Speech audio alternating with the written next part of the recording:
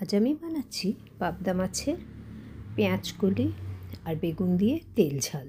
এর জন্য প্রথমেই পাবদা মাছগুলোকে ধুয়ে নুন, হলুদ আর কাঁচা সর্ষের তেল দিয়ে মাখিয়ে রাখলাম। যেহেতু আঁশ ছাড়া মাছ, তাই জন্য কাঁচা সর্ষের তেল দিয়ে মাখিয়ে নিয়েছি।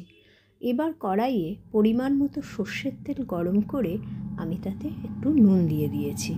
দিয়ে আমি তিনটে করে পাবদা মাছগুলো কয়েকবারে ভেজে তুলে নিয়েছি।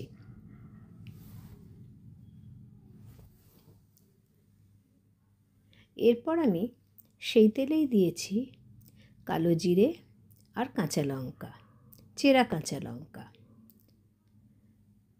এরপর তাতে দিয়ে দিয়েছি পেঁয়াজকলি। পেঁয়াজকলির মোটা দিকগুলো পেছনের, সেগুলো আমি ব্যবহার করেছি। সেগুলো একটু সময়ও লাগবে সেগুলো হতে, আর এমনি ওটা খেতে ভালোও লাগে না, তাই সেটা দিয়ে দিয়েছি এখানে। দিয়ে একটু নেড়েই আমি 1 টেবিল চামচের মতো আমি দিয়েছি রসুন বাটা। রসুনটা আমি পরে দিয়েছি, তার কারণ তেলটা খুব গরম ছিল, রসুনটা দিলেই পুড়ে যেতে পারত, তাই আগে পেঁয়াজকলি দিয়ে পরে রসুন বাটাটা দিয়েছি। দিয়ে কাঁচা গন্ধটা রসুনের চলে গেলে একবারে পেঁয়াজকলির সঙ্গে নেড়ে নিয়েছি। এবার তাতে দিয়ে দিয়েছি বেগুনের টুকরো। বেগুনগুলো আমি পেঁয়াজকলির সঙ্গে ভেজে নিয়েছি। যেহেতু কড়াইটা বেশ বড়, এক সাইড করেও বেগুনগুলো একটু নুন দিয়ে ভেজে তুলে নিয়েছি। পেঁয়াজকলি যেহেতু পেছনের মোটা অংশটা, তাই ওটা একটু হতে টাইম লাগবে, তাই ওটা আমি কড়াইতেই রেখে দিয়েছি। এবার সেই সাইডেই দিয়ে দিলাম একটা বড় টমেটো কুচি।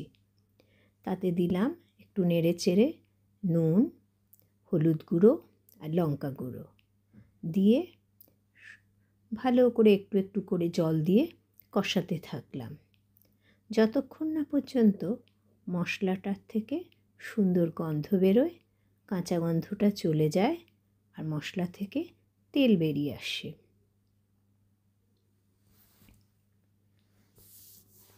ভালো করে মশলাটা ভাজা হয়ে গেলে, মশলা থেকে তেল বেরিয়ে এলে আমি তাতে দিয়ে দিলাম যে কাঁচা লঙ্কা নুন দিয়ে সর্ষেটা বেটে রেখেছিলাম, 1 চামচ সাদা সর্ষে, 1/2 চামচ কালো সর্ষে। আপনারা চাইলে পুরোটাই কালো সর্ষে দিতে পারেন। সেই বাটাটাকে আমি দিয়ে দিলাম তাতে একটু জল। আর যেহেতু অনেকগুলো মাছ আর বেগুন আছে, তাই আমি মিক্সি ধুয়ে আরও 1/2 কাপ মতো জল দিয়ে দিলাম।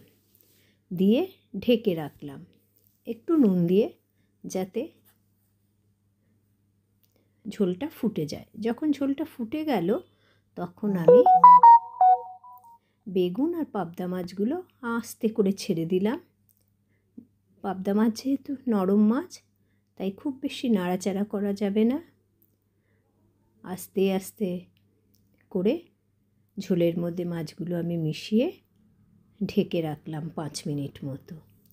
মাছগুলো যখন হয়ে গেল, বেগুন আর পেঁয়াজকলিগুলো সেদ্ধ হয়ে গেল, তখন আমি কটা চেরা কাঁচা লঙ্কা দিয়ে দিলাম, দিয়ে বন্ধ করে দিলাম। এবার তাতে দিলাম ধনেপাতা কুচি আর কাঁচা সর্ষের তেল দিয়ে কিছুক্ষণ স্ট্যান্ডিং টাইম দিয়ে নামিয়ে পরিবেশন করলাম টেস্টি পাবদা মাছ পেঁয়াজকলি বেগুন দিয়ে তেল ঝাল। আপনারা বানাবেন, বলবেন কেমন লাগলো। আপনাদের যদি আমার ভিডিওটা ভালো লাগে, লাইক করবেন, কমেন্ট করবেন, সাবস্ক্রাইব করবেন।